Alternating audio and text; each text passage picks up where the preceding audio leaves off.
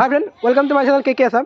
আজি আমাৰ গাঁৱৰ ষষ্ঠৰসী ভাগৱত পাঠ। মই যোৱাবাৰো মই ভাগৱত পাঠখন দি দিছিলোঁ আপোনালোকক চাবৰ কাৰণে, এইবাৰো দি দিম আপোনালোকক। মই আৰম্ভণিৰ পৰা ভিডিঅ'টো মই দেখুৱাই আছোঁ কেনেকৈ আমি ক'ত কি কৰোঁ, স্মৃতি দৰ্পণ ক'ত কৰোঁ, পতাকা উত্তোলন ক'ত কৰোঁ। এইবাৰ এটা নতুন ছিষ্টেম এটা আমাৰ যি আছে 4 বেদ 14 শাস্ত্ৰ 18খন পুৰাণ, সেই পুৰাণখনক স্মাৰক কৰি এটা বন্তি জ্বলোৱা হ'ব। তাৰ কেনেকৈ বন্তিটো জ্বলাওঁ, কেনেকৈ আমি বস্তুটো বনাইছোঁ আপোনালোকক সকলো দেখুৱাম। ইয়াত ভগৱত পাঠখন হৈছে ইয়াত তাত এতিয়া আমাৰ ঘৰ হয়, এইটো এতিয়া মন্দিৰ হয়। মই দেখুৱাই আছোঁ আপোনালোকক, বলক ভিডিঅ'টো আমি আৰম্ভ কৰোঁ। মই দেখুৱাই আছোঁ আপোনালোকক আমি ক'ত ক'ত কি ব্যৱস্থা ঠিক কৰিম। মানে মই যি ক'লোঁ আপোনাক 18খন পুৰাণৰ কথা, সেই আপোনাক ক'ত ক'ত পুৰাণকেইখন ক'ত কেনেকৈ আমি দিওঁ সেইটো মই দেখুৱাই আছোঁ। এইটো গেট,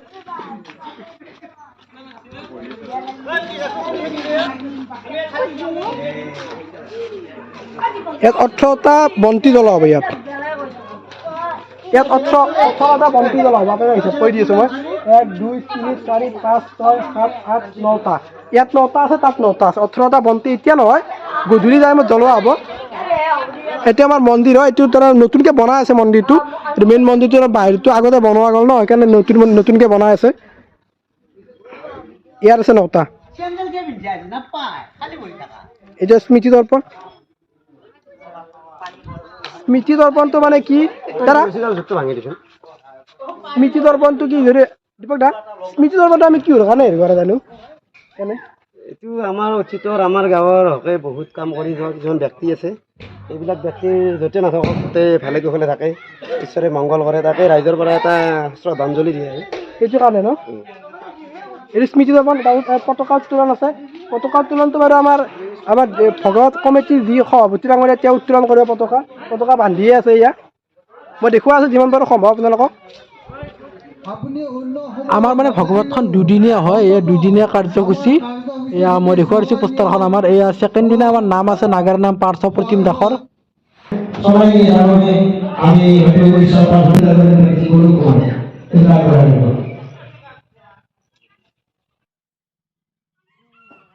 ধৰ্মত ধ্বজা পতাকা উত্তোলন আমাৰ ভগৱত পাঠৰ সভাপতি ভৱেন্দ্ৰ তালুকদাৰ দেৱে উত্তোলন কৰিব ধৰ্মত ধ্বজা পতাকা উত্তোলন।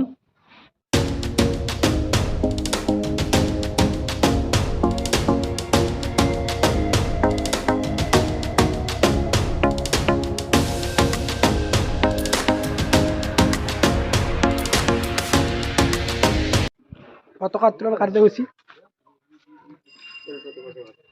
হৰে ৰাম বলো হৰে কৃষ্ণ হৰে ৰাম বলো হৰে কৃষ্ণ হৰে ৰাম বলো হৰে কৃষ্ণ হৰে ৰাম বলো হৰে কৃষ্ণ হৰে ৰাম বলো হৰে কৃষ্ণ হৰে ৰাম বলো হৰে কৃষ্ণ হৰে ৰাম বলো হৰে কৃষ্ণ হৰে ৰাম।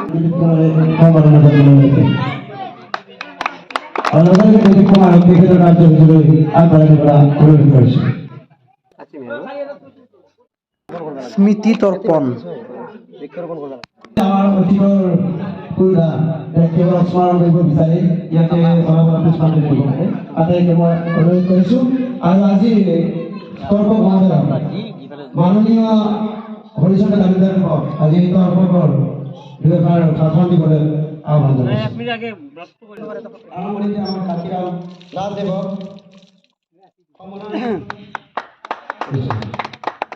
বৃক্ষৰোপণ কাৰ্যসূচী।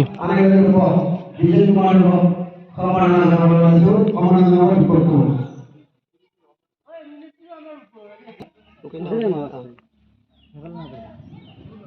আমাৰ গাঁৱৰ প্ৰাক্তন সভাপতি যিকোনো সমন্বয় জনোৱা এজন ব্যক্তি কুকুৰা কুমাৰ দেৱকো আজি বৃক্ষৰোপণ কাৰ্যসূচীত অংশগ্ৰহণ কৰিবলৈ অনুৰোধ কৰিছোঁ।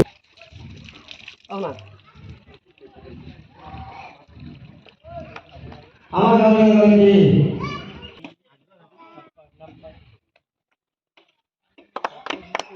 তো আজি কাৰ্যসূচী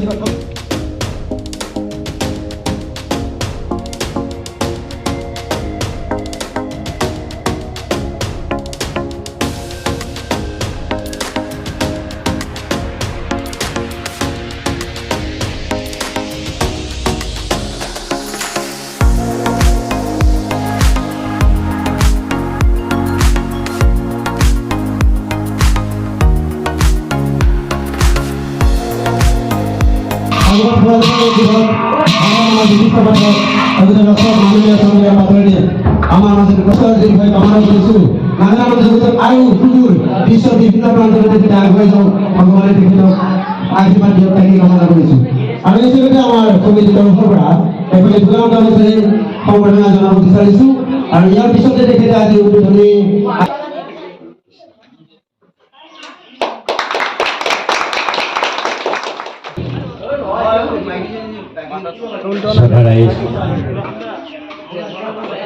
জয়জাদা সকললৈ মই ভাবটো ল'বলগীয়া আছে তুমি হয়তো নাজানা মই সদায় আছোঁ পৃথিৱীত আজিও আছোঁ কালিও থাকিম এই দেহাটো হয়তো তোমালোকে বন্ধত নাপাবা মোৰ তেজ মোৰ শক্তি মোৰ গুণ মোৰ সচ মোৰ সকলো গৰিমা মই দি থৈ যাম ক'ত দি থৈ যাম ভাগৱততে ভগৱানক পোৱা যাব ভাগৱত শোভাযাত্ৰাৰ কিছু মুহূৰ্ত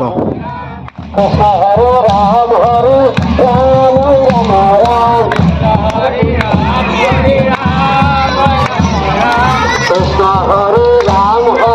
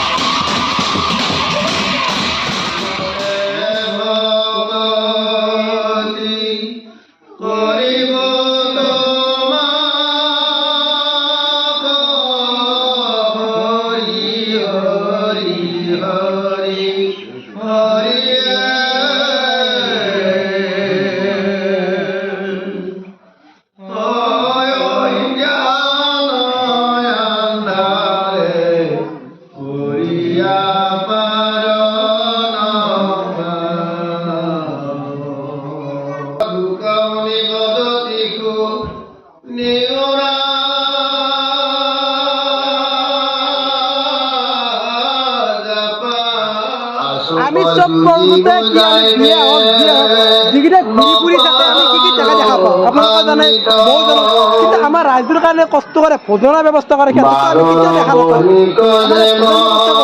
তাৰ কাৰণে কষ্ট কৰি থাকে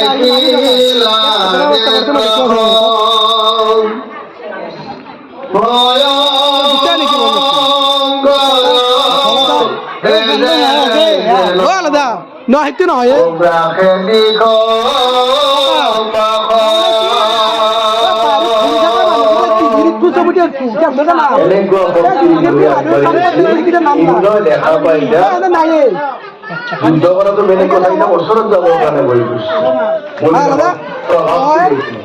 যোনকেইটা মানুহ কাম কৰি থাকে সেইকেইটা মানুহ দেখা নাপাওঁ কোনো কিন্তু যোনটো ঘূৰি দেখো সেইকেইটা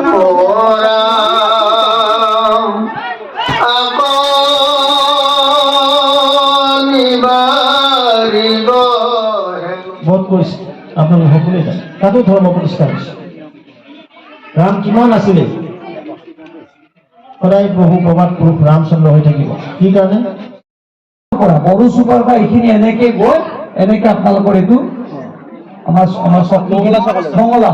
মংগলা চকলে মই এষ্টিমেটটো দিব দিছো যদি কপাল ভাল থাকে এইবাৰ হৈ যাব পাৰে কিন্তু মোৰ কাৰ্যকলাপ মই সম্পূৰ্ণ কৰি দিম আপোনালোকে একেবাৰে নিশ্চিন্ত থাকক আৰু দিব নোৱাৰিলে মই ভোটো নোখোজা কথা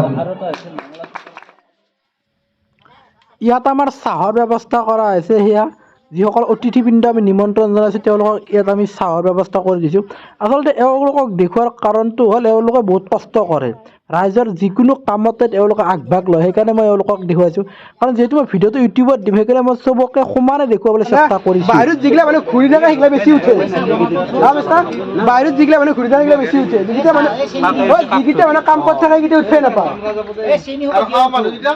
হাঁহ মানুহটো উঠে বাৰু এই মুখা এতিয়া মই এডিট কৰা দেৱা মাথা বেয়া হ'ব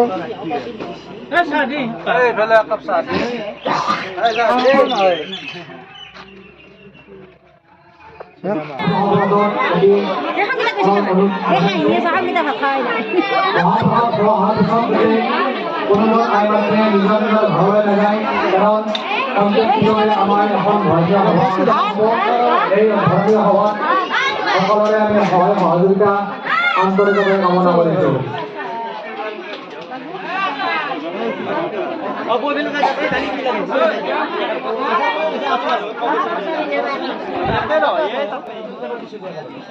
আমন্ত্ৰিত অতিথিৰ দ্বাৰা বন্তি প্ৰজ্বলক মই যে আপোনালোকক প্ৰথমতে দেখুৱাইছিলোঁ 18খন পুৰাণক স্মৰণ কৰি এটা একোটি বন্তি প্ৰজ্বলন কৰা হ'ব এয়া হ'ল বন্তি প্ৰজ্বলক আমি আমন্ত্ৰণ কৰি অনা অতিথিবৃন্দৰ দ্বাৰা বন্তি প্ৰজ্বলক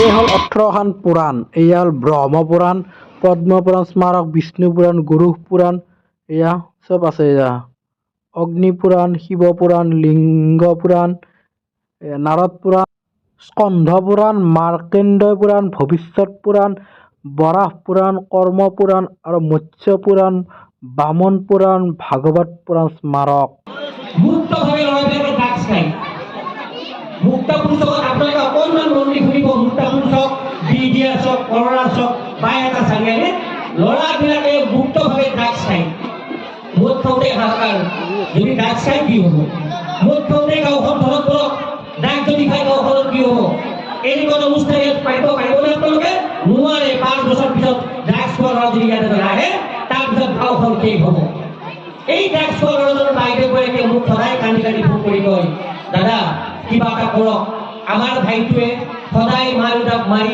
মা দেউতাৰ সুৰা